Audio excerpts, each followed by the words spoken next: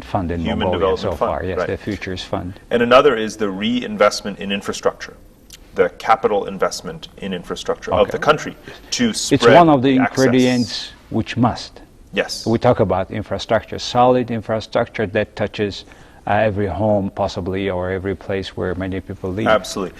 And it is a fact that today the countries that have the highest percentage of their GDP invested in infrastructure are growing the fastest. So China and Vietnam and others that are investing in roads, railways, and pipelines and electricity grids. Very important to reach the people, to spread the wealth. So that's another ingredient. To reach every part of the country, regions that where people can have access to necessary elementary things, where they can run their business. And this is why we speak about a Chile model for Mongolia. Because look at what Chile has done.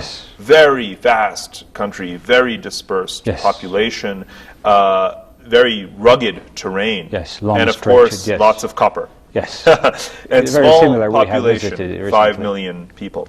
But they have very good pension system, very good literacy, very high literacy, very good infrastructure, and they're even diversifying the economy.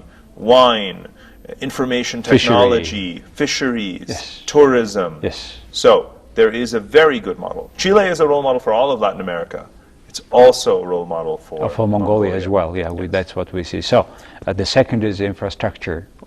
Public investment into infrastructure. What is the other ingredients you think? How about education? How about the sort of things where the return comes very late.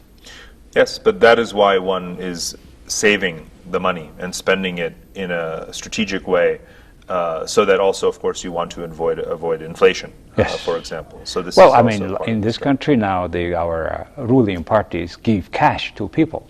Obviously, it is not the best way. We always see whenever they give you cash, we see inflation.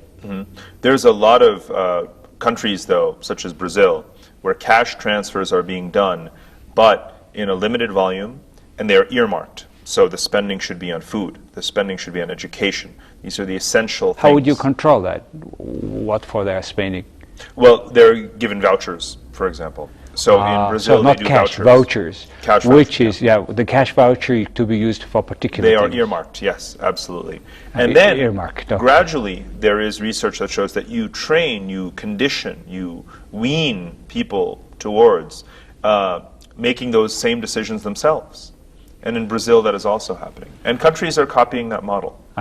Can you elaborate a bit about, now we have talked about the public policy, where to invest, obviously we also will include good public governance, no corruption, transparency, extractive industries, transparency initiative. Mongolia is a member of this. And I think government is one on the board of that initiative. And more or less, for the last 2-3 years, we are learning how much the mining companies pay. On one side, and they are reporting themselves how much they paid. On the other side, the tax authorities are also declaring, and we try too much. The original name for EITI is Publish What You Pay. And it was created by George Soros, by the way. By the way, George Soros is very active in Mongolia. I served on his board as well here.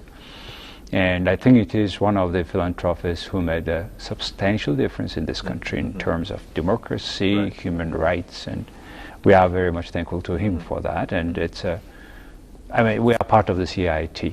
So public governance, these are the ingredients what we need. Now let's talk a little bit about this multi-alignment. You have been mentioning about Libya, where certain criteria is applied. 1/3.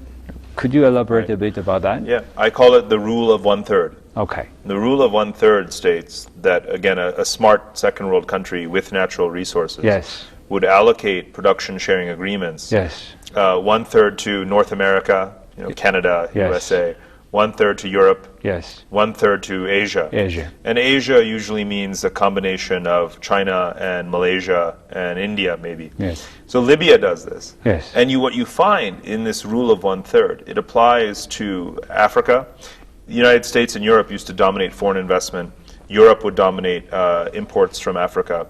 Today you find that China has an equal rank almost with the US and Europe in terms of foreign investment into Africa, and exports from Africa are now going in a more balanced share in all directions. In Mongolia, almost 70% alone by China. Yes, is happening. Very different situation. Very interesting. You said the multi-alignment in economic terms.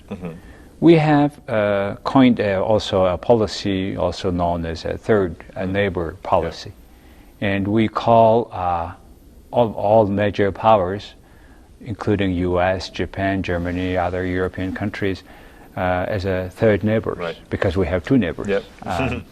So the third policy, I mean, it's more in political terms it goes. I wish it goes in more in economic terms within these parameters you said about Libya. Well, Libya is 5.6 million people. Yes, that's right. And they are prosperous, right? Well, they have some issues. They have some of the same issues that Mongolia has, actually. Let's then talk about Kazakhstan a little bit. Right. To us, where we have more or less political democracy, Kazakhstan, we find it is more or less under one person ruling, etc. But nevertheless, the people are getting prosperous, and will the people? How do they live now? I think they're living better, and they are not much against ruling of one guy. Remember that Kazakhstan is even larger than Mongolia. Yes, very large. And this is where the issue of democracy comes up versus good governance. And what Nazarbayev is providing, by most people's accounts, is more or less decent governance. There are human rights problems. There is corruption, without a doubt. It is a more or less authoritarian, oligopolistic system. But he, at the same time, admires Lee Kuan Yew. You know, if you talk to him.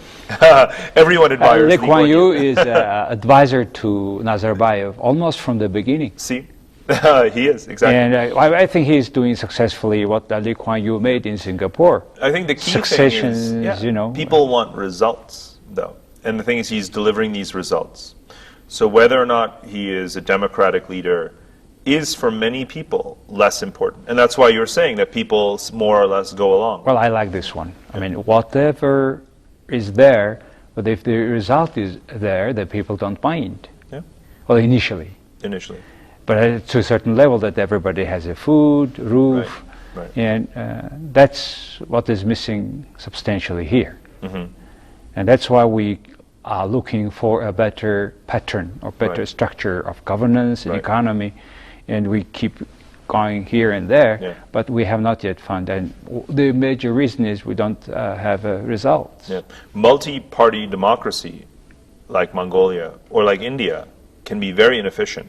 I am Indian by birth. I am very known in India as a critic of the inefficiency of Indian democracy.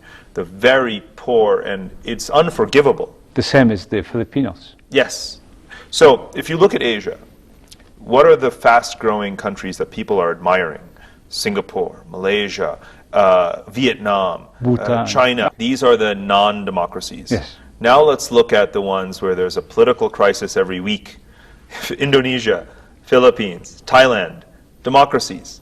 So in Asia, if I were living in Asia, why would I admire or want to copy the democracies? Where is the evidence that they are producing either the economic growth and delivery, or even the political stability, because democracies are supposed to be more politically stable?